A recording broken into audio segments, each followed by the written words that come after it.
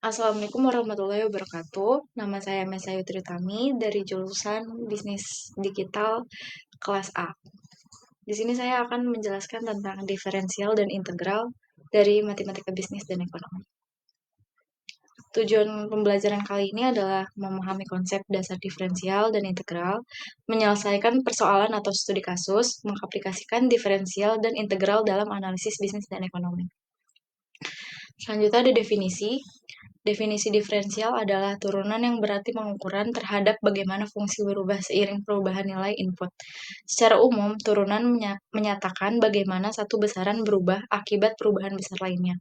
Contohnya, turunan dari posisi sebuah benda bergerak terhadap waktu adalah kecepatan saat objek tersebut. Proses dalam menemukan turunan disebut diferensiasi.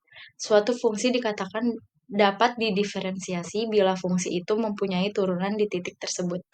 Suatu fungsi dikatakan dapat didiferensiasi pada suatu selang bila fungsi itu dapat didiferensiasi di setiap titik pada selang tersebut. Berikut ada contoh rumus dari definisi turunan atau diferensiasi fungsi. Selanjutnya ada integral.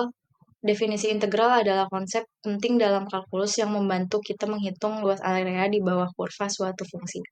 Bisa dibilang, integral adalah kebalikan dari turunan, sehingga seiring disebut sebagai antiturunan. Ada dua jenis integral yang perlu diketahui, yaitu satu ada integral tak tentu. Itu adalah cara untuk menemukan fungsi asal dari suatu turunan. Hasilnya berupa fungsi ditambah dengan konstanta. Misalnya jika kita memiliki fungsi f dalam kurung x, integral tak tentu, ditulis seperti di bawah ini. Di sini f dalam kurung x adalah fungsi yang kita cari dan sisi adalah konstanta yang bisa bernilai apa saja. Dua ada integral tentu. Ini digunakan untuk menghitung nilai pasti dari area di bawah kurva dalam rentang tertentu. Misalnya, jika kita ingin tahu luas area antara dua titik AA dan BB pada grafik fungsi f dalam kurung x, kita menuliskannya seperti di bawah ini. Hasil dari integral ini adalah angka tertentu yang menunjukkan luas area tersebut. Selanjutnya ada studi kasus diferensial.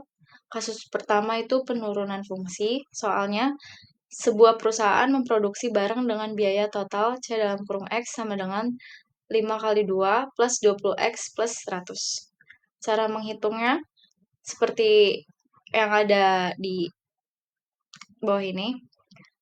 Terus ada kasus 2, yaitu maksimasi keuntungan. Soalnya fungsi keuntungan sebuah perusahaan adalah P dalam kurung X sama dengan min 2 kali 2 plus 50X min 100.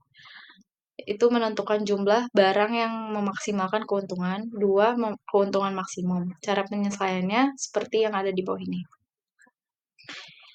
Selanjutnya ada studi kasus integral. Kasusnya penjualan produk di pasar. Latar belakangnya sebuah perusahaan memproduksi barang dan ingin menentukan surplus konsumen dan surplus produsen untuk memahami keuntungan yang diperoleh dari penjualan produk mereka. Fungsi permintaan dan penawaran untuk produk tersebut adalah sebagai berikut. Fungsi permintaan dalam kurung D sama dengan QD sama dengan 100 minus 2 PQD sama dengan 100 minus 2P. Fungsi penawaran selanjutnya ada fungsi penawaran dalam kurung S sama dengan QS sama dengan 20 plus 3 PQS sama dengan 20 plus 3P.